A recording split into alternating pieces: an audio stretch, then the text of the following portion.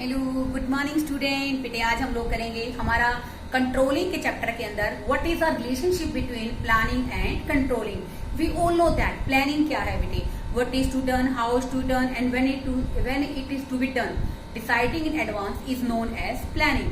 Controlling क्या है, हमारे जो एक्चुअल रिजल्ट्स हैं becomes closer to the desired results, this is known as controlling. तो बेटे प्लानिंग और कंट्रोलिंग के बीच में एक बहुत ही डीप रिलेशनशिप है। जैसे देखो बेटे, वो डीप रिलेशनशिप हम लोग दो कंटेक्स्ट में ले सकते हैं कि कैसे प्लानिंग और कंट्रोलिंग एक दूसरे पर डिपेंड करते हैं और कैसे प्लानिंग और कंट्रोलिंग एक दूसरे से काफी डिफरेंस है। First one, planning and controlling में क्या डिफरेंस है। First, planning is the first and controlling is the last function of management. We all know that management is a process. Under the process, first function is done planning, second is organizing, third one basically हमारी staffing, fourth है बच्चों directing और fifth बेटा क्या है controlling. तो management क्या है, इन फंक्शन का बेसिकली एक प्रोसेस है, एक ग्रुप है जिसके अंदर बेटे हम लोग सबसे पहले क्या करते हैं, प्लानिंग करते हैं what we want to do and last one हम लोग चेक करते हैं कि हमने बेसिकली कहाँ तक हमारी प्लानिंग क्या रही, सक्सेस रही, क्या हमने हमारे डिजायर्ड रिजल्ट्स को अचीव किया या नहीं किया। That's why we can see that planning is the first function of management and controlling is the last function of management. Second one is planning is looking ahead and controlling is looking back। देखो बेटे, we all know that planning is done for future। हम लोग planning किसके लिए करते हैं, future के लिए करते हैं। Future is always uncertain. Under planning we have to set our objectives, our targets which we have to complete in our coming future। तो बेटे प्लानिंग के अंदर हम लोग अपने स्टैंडर्ड्स, अपने टारगेट सेट करते हैं जिन्हें हम लोग क्या करना होता है, अचीव करना होता है। तो बेटे प्लानिंग क्या है, आगे की तरफ देखना, इट मीन्स फ्यूचर की तरफ देखना है कि हम क्या करना चाहते हैं। ऐसे ही बच्चों कंट्रोलिंग क्या है, लुकिंग बैक। लुकिंग बैक का मतलब क्या है बेटे कि हम लोग यहाँ पर अंडर प्लानिंग हमने जो स्टैंडर्ड सेट किए, वर्क जो हमने किया है एज पर प्लान हुआ है नहीं हुआ, क्या हमने स्टैंडर्ड्स को अचीव किया है नहीं किया, बेसिकली हमारे स्टैंडर्ड्स में जो ड्रॉबैक्स रह गई हैं, कमियां रह गई हैं कि हम अपने टारगेट को अचीव नहीं कर पाए हैं, तो बेसिकली उसके लिए हम लोग क्या लेंगे, सुधारात्मक कार्यवाही का करेक्टिव एक्शन प्लान लेंगे। तो बेटे कंट्रोलिंग क्या है, लुकिंग बैक है, क्योंकि बेटे in a controlling we have to compare our standards with the actual performance. तो बेटे जैसे मान लो कंपनी का टारगेट क्या था कि कंपनी इस साल अपनी जो सेल है उसको 3 करोड़ रुपए करना चाहती है।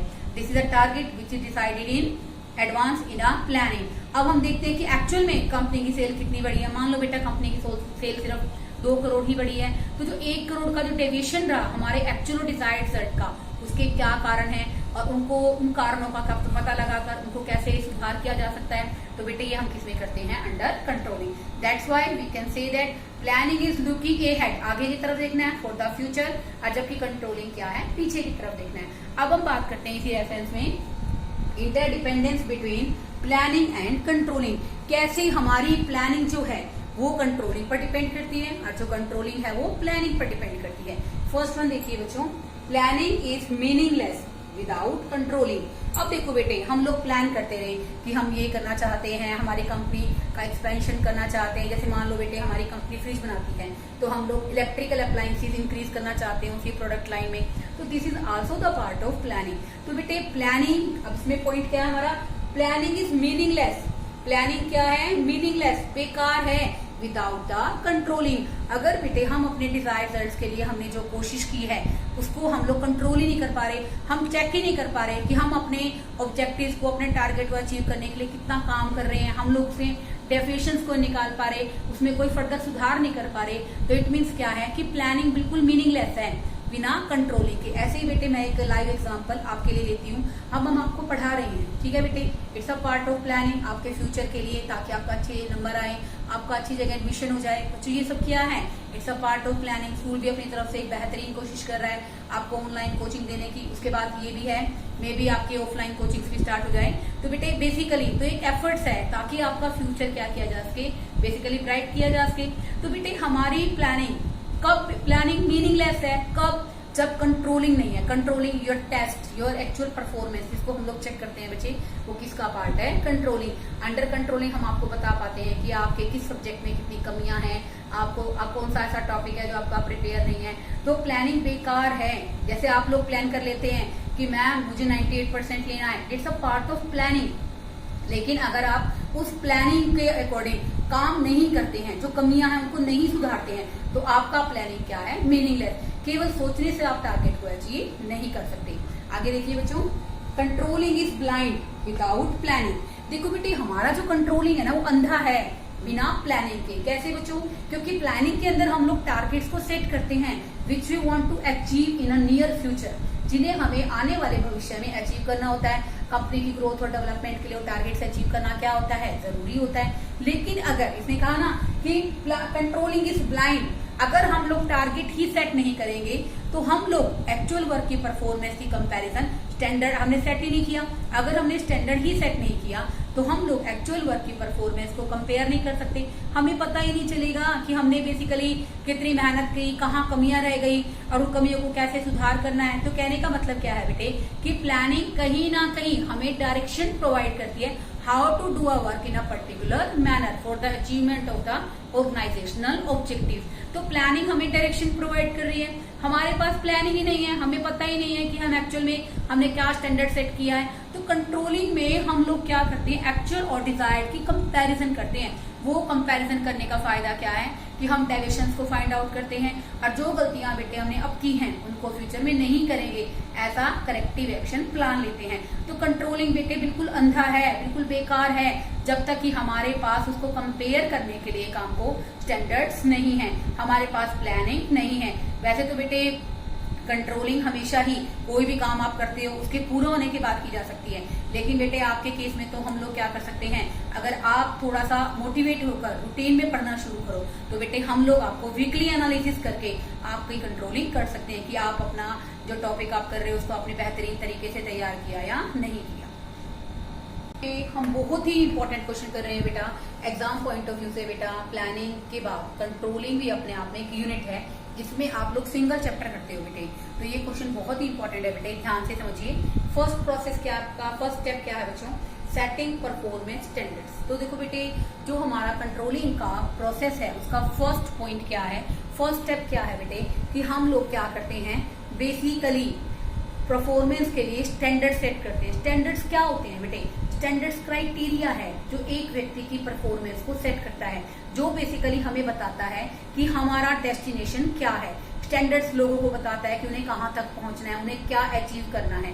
तो स्टैंडर्ड एक क्राइटेरिया है, एक क्षेत्र है जो हमारे परफॉर्मेंस के बारे में हमें बताता है कि एक्चुअल में हमें क्या अचीव करना है। तो बेटे स्टैंडर्ड्स ऐसा ही नहीं है कि बेसिकली काम से रिलेटेड है। स्टैंडर्ड्स बेटे कई तरह के हो सकते हैं, ठीक है ना। स्टैंडर्ड्स हमें कहीं ना कहीं प्रिपेयर करते हैं, हमें बताते हैं कि हमारा एक्चुअल टारगेट क्या है। तो these are known as standard. तो बेटे स्टैंडर्ड हमारी वर्क परफॉर्मेंस से रिलेटेड हो सकते हैं। स्टैंडर्ड्स वैसे बेटे बहुत सारी तरह से हो सकते हैं, जैसे क्वांटिटी है कि एक worker on an average 10 unit बनाएगा, तो बेटा ये क्या है, क्वांटिटी स्टैंडर्ड है।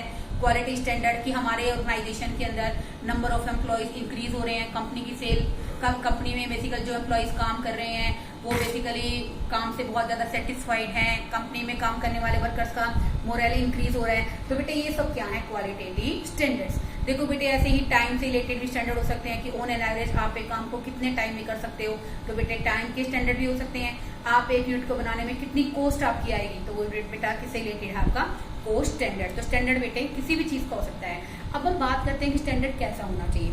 स्टैंडर्ड बेटे बेसिकली ऐसा होना चाहिए, अचीवेबल होना चाहिए, जिसको हम लोग अचीव कर सकें, मिनिमम कॉस्ट में अचीव कर सकें, जो बेसिकली हमें अचीवेबल हो, जिसको हम अचीव कर सकें। ऑब्जेक्टिवफुल होना चाहिए, उसका अपना एक टारगेट होना चाहिए स्टैंडर्ड का।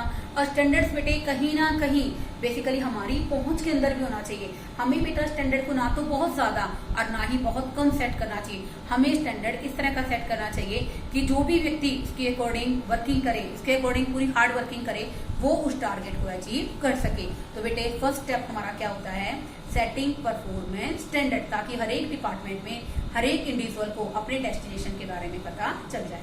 Second one, measurement of actual performance. अब देखो बेटे मेजरमेंट ऑफ एक्चुअल परफॉर्मेंस का मतलब क्या होता है। फर्स्ट स्टेप में हम लोग स्टैंडर्ड सेट करते हैं, सेकंड में हम लोग बेटे हमने जो काम किया है, जो सेकंड स्टेप है बेटे वो क्या है, हमने जो एक्चुअल काम किया है हम उसके बारे में क्या करते हैं, उसका मेजरमेंट करते हैं। तो बेटे दो क्वेश्चन हमारे सामने अराइज होते हैं। क्या हम लोग केवल और केवल काम के कंप्लीट होने की बात कर सकते हैं? नहीं, हम लोग दो तरह से बेटा बेसिकली क्या कर सकते हैं, काम की मेजरमेंट कर सकते हैं। फर्स्ट बेटे स्टेप है हमारा वर्क इन प्रोग्रेस। क्या है बच्चों? वर्क इन प्रोग्रेस, कि काम क्या चल रहा है बच्चों, अभी बीच में है। ओके। सेकेंड है स्टूडेंट हमारा आफ्टर कंप्लीशन ऑफ वर्क, काम के कंप्लीट होने के बाद, ठीक है ना, after completion of work. Second जो स्टेप है बेटे वो हमारा क्या है कि हमें बेसिकली क्या करना है, हम यहाँ पर हर तरह से हमारे प्री डिटरमाइंड स्टैंडर्ड के अकॉर्डिंग हमारे एक्चुअल वर्क परफॉर्मेंस को मेजर करते हैं कि हमने कितना काम किया और कितना काम नहीं किया। तो बेटे इसके अंदर दो बातें आती हैं कि क्या हम काम को केवल उसी टाइम मेजर कर सकते हैं जब काम को कंप्लीट कर दिया गया है, या हम काम चल रहा है ड्यूरिंग द वर्क भी हम लोग जज कर सकते हैं। तो बेटे नो डाउट हम लोग बेसिकली वर्क परफॉर्मेंस को दोनों ही तरीकों से चेक कर सकते हैं। ड्यूरिंग द वर्किंग आवर्स यानी कि during the work in progress, अगर काम बेटे लगभग 50% पूरा हो गया, 40% पूरा हो गया, तो हम काम के बीच में थ्रू द सुपरविजन क्या कर सकते हैं, काम की परफॉर्मेंस को चेक कर सकते हैं कि एक्चुअल में काम स्टैंडर्ड के अकॉर्डिंग चल रहा है या नहीं चल रहा है। उस पोजीशन में जितना काम बचा हुआ है, मान लो बेटे हमारा काम स्टैंडर्ड के अकॉर्डिंग नहीं चल रहा है, तो जितना काम बचा हुआ है उससे हम लोग एक बेसिकली बेनिफिट रिजल्ट क्या ले सकते हैं कि बाकी होने वाले नुकसान को बचाया जा सकता है और हर तरह से उसमें करेक्टिव एक्शन प्लान लिया जा सकता है। ओके। फ्यूचर लॉस को क्या करा सकता है, कॉम्बैट किया जा सकता है। And second one after completion of work, अगर हम लोग बेटे बेसिकली एक्चुअल वर्क परफॉर्मेंस को मेजर करते हैं, कब मेजर करते हैं, काम के पूरा होने के बाद। तो बेटे काम के पूरा होने के बाद अगर हम लोग ऐसा करेंगे तो जो करेक्टिव एक्शन है वो हम लोग बेसिकली किसके लिए लेंगे, फ्यूचर के लिए, यानी कि फ्यूचर का जो लॉस है हम उसको कॉम्बैट नहीं कर पाएंगे, क्योंकि यहाँ पर बेटे जो करेक्टिव एक्शन प्लान है वो आगे फ्यूचर के लिए ही होगा। तो बेटे ये सेकंड स्टेप क्या बताता है कि हम लोग हमारे एक्चुअल वर्क परफॉर्मेंस को क्या करते हैं, मेजर करते हैं। Third one comparison of actual work performance with standard. देखो बेटे इसमें क्या होता है, जैसे मान लो हम लोग एक पॉइंट ले लेते हैं यहाँ पर कि एक जो बेसिकली जो वर्कर्स हैं उनके लिए हमने 10 यूनिट को क्या माना है, स्टैंडर्ड यूनिट माना है। तो बेटे यहाँ पर बेसिकली कुछ तो वर्कर क्या करेंगे 8 यूनिट बनाएंगे, कुछ क्या करेंगे 10 बनाएंगे और कुछ क्या करेंगे 12 बनाएंगे। ये तो बेटे क्या है, पॉजिटिव डेविएशन है। डेविएशन क्या होता है बच्चों, difference between actual and standard work. Deviation माने डिफरेंस। ओके। तो डेविएशन क्या है, the difference between actual and desired work. Okay. Positive deviation है, यहाँ पर जितना हमने सेट किया नो डेविएशन, या फिर आप कह सकते हैं 0 डेविएशन, और यहाँ पर आ गया स्टूडेंट हमारा नेगेटिव डेविएशन। बेटे जो थर्ड स्टेप है वो क्या है, comparison of actual performance with standard. अब यहाँ पर बेटे पहले तो हमने क्या किया, चेक किया, उसके बाद हम लोग स्टैंडर्ड से क्या करेंगे बच्चों, कंपैरिजन करेंगे कि क्या हमारे बेसिकली हमारा जो स्टैंडर्ड था हमने उसको अचीव किया या नहीं किया। तो बेटे उसके बाद हम लोग क्या निकालते हैं, डेविएशन। हम ये भी चेक करेंगे कि क्या हमारे डेविएशन टॉलरेंस लिमिट के अंदर है या नहीं है। डेविएशन टॉलरेंस लिमिट क्या होती है, मान लो बेटे कंपनी बेसिकली 10 लाख रुपए की सेल करती है, तो कंपनी मानकर चलती है कि 2 और 3 लाख का जो बेसिकली कंपनी अगर उधार माल बेचती है तो कंपनी को 2-3 लाख के बैड डेट्स हो सकते हैं। तो बेटे ये क्या है, basically deviation tolerance limit. Okay. अगर मान लो बेटे इससे ज्यादा का पैसा डूब जाता है कंपनी का, तो कंपनी को क्या जरूरत पड़ती है, करेक्टिव एक्शन लेने की। तो बेटे ऐसे ही हम लोग यहाँ पर कंपेयर करेंगे हमारी एक्चुअल वर्क को, किसके साथ कंपेयर करेंगे बच्चों, हमारे जो हमने एक्चुअल वर्क किया है उसकी कंपैरिजन करेंगे स्टैंडर्ड के साथ, और हम लोग क्या करेंगे, डेविएशंस पता लगाएंगे। अब देखो बेटे यहाँ पर वर्कर का स्टैंडर्ड कितना सेट किया, 10 यूनिट, यहाँ तो कोई डेविएशन नहीं है, उसने अकॉर्डिंग टू वर्क काम किया है। यहाँ पर कौन सा डेविएशन है, नेगेटिव है, उसने काम अच्छे ढंग से नहीं किया। क्या कारण रहे, उसने काम बेहतरीन तरीके से नहीं किया। और थर्ड वन है बच्चों हमारा यहाँ पर 12 यूनिट्स। अब देखो बेटे कुछ लोगों को लगता है कि बेसिकली जो पॉजिटिव डेविएशन है, जहां पर यहाँ पर क्या आया है, +2 आया है, पॉजिटिव डेविएशन आया है 2 यूनिट्स का, इसको हमें ऑब्जर्व करने की जरूरत नहीं है। लेकिन ये बात बेटा गलत है। हम लोग हमारे लिए जितना नेगेटिव डेविएशन इंपॉर्टेंट है, जो बेसिकली वर्क शीकर से काम चोर है उनको बेसिकली काम करना सिखाना है, उनके अंदर भी एफिशिएंसी को डेवलप करना है, वो जरूरी है। उतना ही बेटे हमारे पास जो पॉजिटिव डेविएशंस आए हैं उनके बारे में भी करेक्टिव एक्शन प्लान लेना है, ताकि हम इन फ्यूचर जो स्टैंडर्ड्स हैं, जो स्किल्ड वर्कर हैं, उनके अकॉर्डिंग दोबारा से कंपनी के लिए अच्छे स्टैंडर्ड्स को, बेटर स्टैंडर्ड्स को सेट कर सकें। वो क्या है, एनालाइजिंग डेविएशन। एनालाइजिंग क्या होता है कि जो हमारे एक्चुअल और हमारे बेसिकली हमारे डिजायर्ड रिजल्ट के अंदर जो डिफरेंस रहे हैं उसको हम लोग क्या कहते हैं, डेविएशन। तो हम लोग बेटे जो डेविएशन रहे हैं उनको एनालाइज करेंगे, विश्लेषण करेंगे। तो 4 स्टेप के बारे में सोचेंगे हम लोग। First one, standard being attain, क्या हमने स्टैंडर्ड्स को, जो हमने स्टैंडर्ड सेट किए थे, क्या हमने उनको अचीव कर लिया है? अगर हमारा आंसर यस है, देन वर्क को जैसे चल रहा है कंटिन्यूअसली वैसे ही चलने दो, और बेसिकली हमें कुछ भी करेक्टिव एक्शन प्लान करने की जरूरत नहीं है। If we are not able to achieve the standard, then next step we should taken, हम लोग नेक्स्ट स्टेप लेंगे। नेक्स्ट स्टेप क्या है बच्चों? इफ डेविएशन एक्सेप्टेबल, क्या जो हमारे डेविएशन है बच्चों वो एक्सेप्टेबल है, डेविएशन टॉलरेंस लिमिट के अंदर है। जैसे मैंने बताया कि एक worker on an average 10 unit बना सकता है, अगर वो किसी भी कारण से 9 या 8 यूनिट बनाता है तो 1 और 2 जो यूनिट का उसने कम बनाया है बेटे, वो क्या डेविएशन टॉलरेंस लिमिट के अंडर है, और उसके लिए हमें कोई भी करेक्टिव एक्शन प्लान फ्यूचर में करने की जरूरत नहीं है।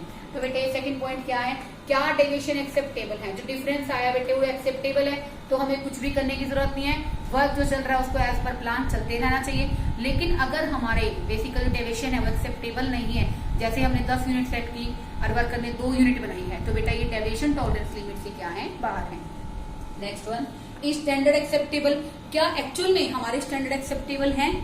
कहीं ऐसा तो नहीं है कि हमने जो स्टैंडर्ड बनाए हैं बेसिकली वो हमारे पहुंच से काफी दूर हैं, या स्टैंडर्ड ऐसे हैं जिनको हम लोग अचीव ही नहीं कर सकते, या स्टैंडर्ड काफी लो हैं। तो बेटे हमें इसके लिए क्या करना पड़ेगा? लास्ट स्टेप पे जाना पड़ेगा, रिवाइजिंग द स्टैंडर्ड। अगर हमें लगता है हमने वर्कर की एफिशिएंसी के हिसाब से स्टैंडर्ड्स को बहुत ज्यादा रख दिया है, तो इसके लिए बेटे हमें लास्ट स्टेप क्या लेना पड़ेगा? We have to revise the standard. Fifth and last point is taking corrective action plan. Taking corrective action का अर्थ यहाँ पर क्या है बेटे? इसके बाद हम लोग लास्ट स्टेप करते हैं, एनालाइज डेविएशन करने के बाद टेकिंग करेक्टिव एक्शन। अब इसका मतलब क्या है?